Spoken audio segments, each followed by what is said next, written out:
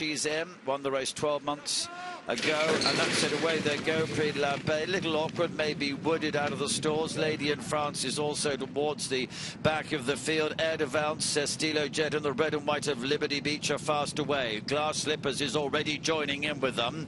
Make a challenge nearest to us at this camera angle. On the left, Lady in France at the back with Archer's Dream, a red cap of Lever Chop and the grey back one with those in the centre field. Keep Busy in the black and white colours. They make their way down towards the halfway stage. Air de Valence in blue with Glass Slippers nose banded, having to try and get on terms with her. On the right against the running well is Wooded. Preceding this is Liberty Beach in red and white colours. So well now inside the last furlong. Glass Slippers and Wooded either side of Air de Valence. Liberty Beach in red and white colours with those. This quartet in line. Wooded at the moment is just the strongest as they race towards the line. To Liberty Beach in the red and white. The noseband of Glass Slippers trying to come back at them. Wooded having a look round in the closing stages. He was pretty confident he was going to win, and he has done so.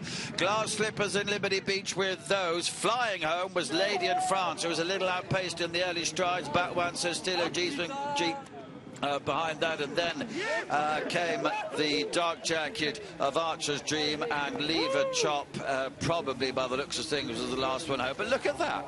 Wooded having a look around, maybe at the photographer's cameras there on the inside. It's a good job he was fast enough and was clear at the stage. He wins to Glass Slippers. Liberty Beach in third. Lady in France was the one really finishing in fourth. Then Keep Busy, Air de Valence, backed one, Make a Challenge to Stilo Jet, Archer's Dream. 1, 6, 10, 7 and 9 are the placings after the Abbaye, and Pierre-Charles Bidot lands a Group 1 victory on Arc Day today with Wooded. A bit slow to begin and settled towards midfield, but then was able to come through, took the lead and did it on the line by around about a neck over Glass Slippers, being denied this year, ridden by Tom Eves. And third going to horse number 10, Liberty Beach, Frank Dettori, ahead of 7 and 9. 7, Lady in France, and 9, Keep Busy. But Wooded, as we said before, we heard on the grapevine that you come here for one race today, and Wooded apparently was that horse to come and see. Yeah, Wooded, and look at Pierre-Charles Bidot. You can see he's really, really pleased there, Thomas, as he goes past the winning post. It's important for him to win a big one today. Yeah, and it's probably the Abbaye de Longchamp is the hardest race to win for a French jockey and a French trainer, so that's a big effort. Great performance. He missed the kick a bit. You have to give him a click up to make sure he's in the race, but it's a big horse, isn't it? He just cruised and he came very quickly after missing the start fractionally, but he was able to, having towards the inside, being near the rail, probably aided him to be able to guide it through.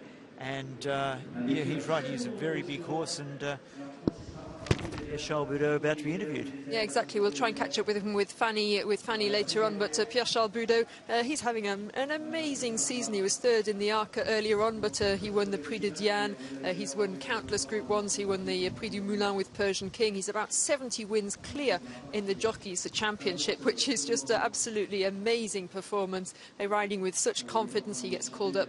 Well, he rides mainly for André Fabre, also for Francis Graffard, and he gets called up by the British Raiders whenever he's free, and yeah, riding with supreme confidence and really building Thomas on his knowledge and his experience. He's becoming now, as you talked earlier about Christophe Soumillon being a real international jockey, and Pierre-Charles Bidot, you know, he's 10-15 years younger, but he's starting to step into his shoes. He's a proper horseman, and his father was a top trainer, and he got horse blood, I think.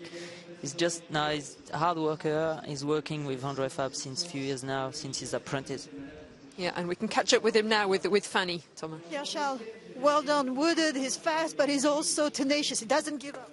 Yeah, exactly. He has been generous today. The last time on 5 furlong, he was just surprised with the pace, but today he did well, and he will be a very nice sprinter for the next year. Looking forward to seeing him again. Well done to Wooded and Team Graffard.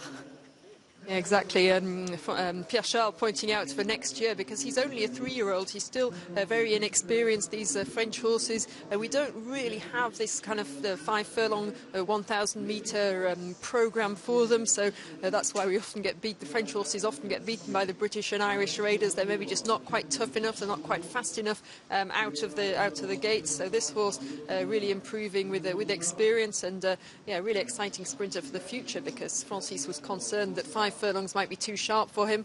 But it's funny because it doesn't look like a sprinter. He's very big, high, you know, and he looks really relaxed, doesn't he? Often you see a sprinter and they're just full of a ball of energy. He looks like he can, if you just watch him, you say maybe he can run a mile, nearly a mile. But he's got that natural speed. But he's won the Prix de l'Abbaye. He's by Wooten Bassett, who won the Jean-Luc Lagardère a few years ago, stood in France for a long time and was bought by Coolmore earlier in the year. So yet again.